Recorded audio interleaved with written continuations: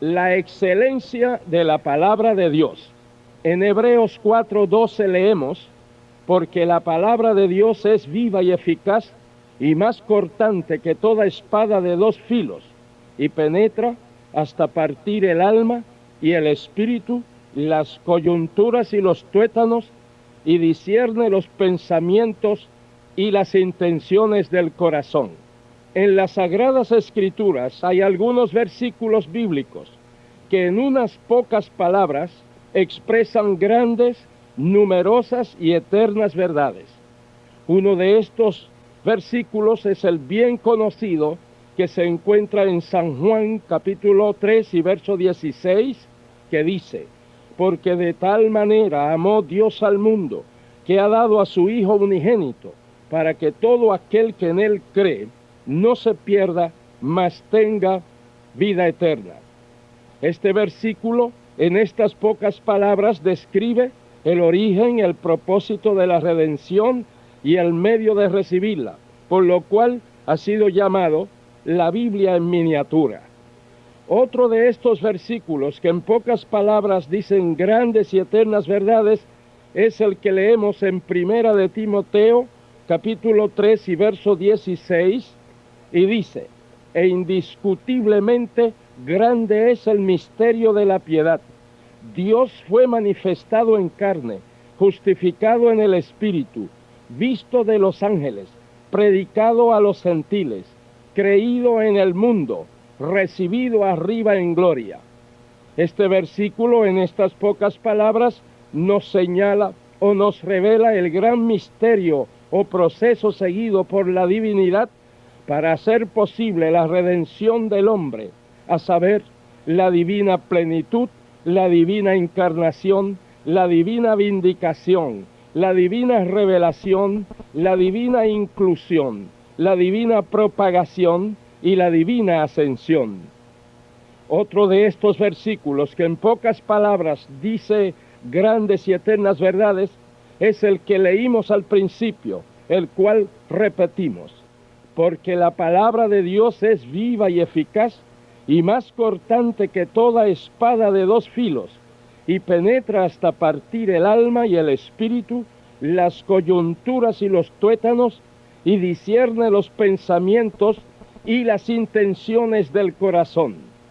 Este versículo, en estas pocas palabras, presenta a la palabra de Dios tan poderosa, tan abarcadora y efectiva en sus resultados, que la señala como el origen y sustento de todo el universo, como espada de dos filos que nada escapa a su acción, tan efectiva y penetrante que recorre todo el cuerpo, sus coyunturas y tuétanos, y llega hasta el alma y afecta sus sentimientos, pasiones y deseos, y también llega hasta el espíritu y a su inteligencia, y discierne sus pensamientos e intenciones, y llega hasta lo más íntimo y motiva al espíritu a su prerrogativa más elevada, que es adorar a Dios. ¿Y por qué la palabra de Dios es y hace todo esto? ¿Por qué la palabra de Dios tiene poder creativo y sustentador? ¿Por qué tiene poder penetrante y sanador para el cuerpo? ¿Por qué tiene poder purificador y santificador para el alma? ¿Por qué tiene poder escudriñador para la mente y los pensamientos, y poder vivificante y nutritivo para el espíritu? La palabra de Dios, el logos de Dios, el verbo de Dios. Acerca de esta palabra, de este logos, de este verbo, el apóstol Juan nos dice, comenzando su evangelio, que en el principio era el verbo, y el verbo era con Dios, y el verbo era Dios. Bajo la inspiración del Espíritu Santo, el apóstol usa esta palabra verbo no en la manera de pensar de los griegos, sino en la manera de pensar de los hebreos. Los griegos usaban esta palabra verbo para referirse al pensamiento abstracto. Lo abstracto señala una cualidad, pero excluye al sujeto. Se referían pues a una cualidad, al concepto, a la idea. Por ejemplo, la sabiduría. Pero los hebreos usaban esta palabra verbo, y además de referirse a la cualidad, al concepto, al pensamiento abstracto, iban más allá y también incluían al sujeto, esto es, al pensador. Por ejemplo, la sabiduría de Cristo. Simplificando un poco esto, los griegos, al usar la palabra verbo, se están refiriendo a una cualidad, a la cualidad de expresión, pero los hebreos, a la vez que se refieren a la cualidad de expresión, también incluyen al que se expresa. Los griegos se refieren solo al pensamiento, los hebreos incluyen al pensamiento y al pensador, a la cualidad de expresión y al que se expresa. Y San Juan nos dice que en el principio era el verbo. Cuando aquí dice en el principio, no se refiere a un principio de tiempo, a un principio histórico, sino a un estado eterno. Y cuando dice era, no quiere decir que una vez era y ya no es. Aquí el griego lo que expresa es algo de ayer, de hoy, algo pasado y continuo, de siempre. Se refiere al estado eterno. Cuando dice era con Dios, expresa la igualdad del verbo con Dios. Y cuando dice era Dios, está expresando la deidad del verbo. De modo que este versículo realmente dice, en el estado eterno siempre fue el verbo, y el verbo siempre fue igualmente con Dios, y el verbo siempre fue Dios. Entonces, la palabra de Dios es viva y eficaz, y más cortante que toda espada de dos filos, y penetra hasta partir el alma y el espíritu, las coyunturas y los tuétanos, y discierne los pensamientos y las intenciones del corazón. Porque realmente la palabra, el logos, el verbo, se refiere, señala, identifica a la segunda persona de la divina Trinidad, al Hijo de Dios, nuestro Señor Jesucristo. La palabra de Dios. Por esta razón, la palabra de Dios es santa, así como Dios es santo. La palabra de Dios es verdad, así como Dios es verdadero. La palabra de Dios es recta, así como Dios es recto. La palabra de Dios es eterna, así como Dios es eterno. La palabra de Dios es pura, así como Dios es puro. La palabra de Dios es limpia, así como Dios es limpio. La palabra de Dios es fiel, así como Dios es fiel. La palabra de Dios es luz, así como Dios es luz. La palabra de Dios es creadora, así como Dios es creador. La palabra de Dios no cambia, así como Dios no cambia. La palabra de Dios sana, así como Dios sana. Dios y su palabra son inseparables. Dios todo lo ha hecho, todo lo hace, todo lo hará con su palabra. Dios es celoso de cumplir su palabra. Dios vigila su palabra para ponerla por obra. Dios no permite que su palabra torne atrás vacía. Dios ha purificado su palabra 7 veces. Dios apresura su palabra para ponerla por obra. El cielo y la tierra pasarán, pero la palabra de Dios no pasará. Sécase la hierba, cáese la flor, mas la palabra de Dios permanece para siempre. La palabra de Dios escrita, esto es, la Santa Biblia, fue escrita por inspiración del Espíritu Santo en el lenguaje más sencillo y comprensible, de manera que todo el pueblo pueda entender y obedecer sus enseñanzas, lo cual hace innecesario esas ediciones y versiones parafraseadas y con un lenguaje vulgar, pues sumamente pura es la palabra de Dios. La palabra de Dios es viva. En la Biblia aramea dice que la palabra de Dios es viviente. Y en el original griego dice que la palabra de Dios es energía. Toda materia está compuesta de moléculas y las moléculas de átomos. Hasta tiempos recientes la ciencia creyó que los átomos eran partículas inertes, sin vida, pero ya se sabe del tremendo descubrimiento hecho por la ciencia con respecto a esto, es decir, que los átomos, partículas microscópicas como son, pero que tienen vida, que son energía y que están constituidos por tres elementos principales, a saber, neutrones, protones y electrones. De ahí se concluyó acertadamente que toda materia es energía.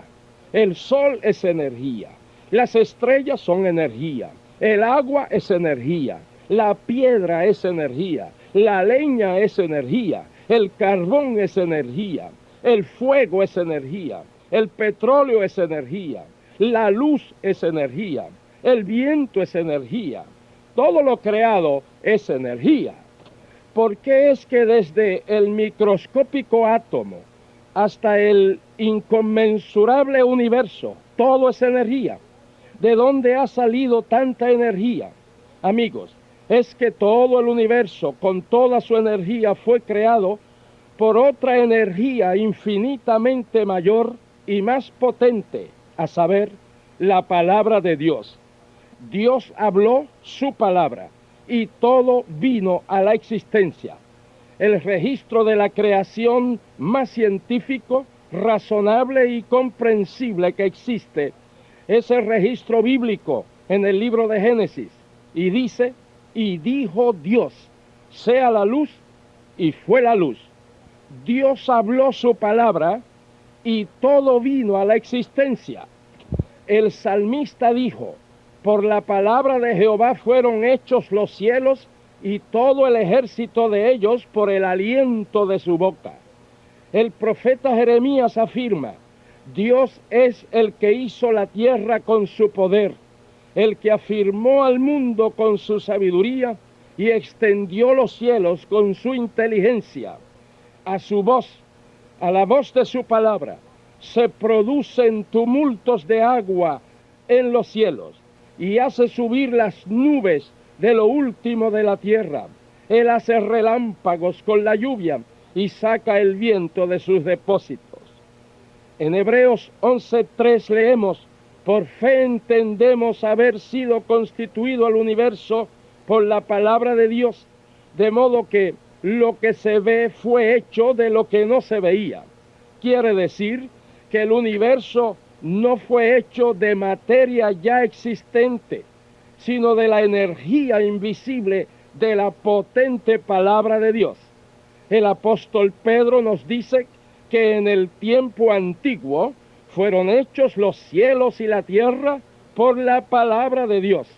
El salmista David, en un poema de exaltación al poder de la palabra de Dios, exclamó y dijo, voz de Jehová con potencia, voz de Jehová con gloria, voz de Jehová sobre las muchas aguas, voz de Jehová que preside en el diluvio, voz de Jehová que derrama llamas de fuego, voz de Jehová que hace temblar el desierto. Alguien dirá, pero eso es lo que dice la Biblia. Positivamente, esto es lo que dice la Biblia. ¿Y podrá alguien mencionar y probar una fuente de información más autorizada, más confiable, más comprobada, más antigua, más fiel, más científica, más razonable, más comprensible, más lógica y más digna, más segura que la Santa Biblia? No la hay. Es que antes de que la ciencia humana comenzara a descubrir y a decir, ya la ciencia divina lo había revelado y lo había dicho en la Biblia. Más de 2000 años antes de que Cristóbal Colón descubriera que la Tierra es redonda, 1000 años antes de Cristo, ya la Biblia lo había dicho, pues en Proverbios 8:27 Y en Isaías 40:22 habla del círculo de la tierra. Antes de que la ciencia humana descubriera el proceso de la evaporación de las aguas de los mares y de otros cuerpos de agua para llevarlas a las nubes y luego derramarlas otra vez en la tierra en forma de lluvia, descubrimiento este que fue realizado para el año 1620 de la era cristiana. Ya la Biblia lo había dicho como 1600 años antes de la era cristiana, o sea, 3220 años antes.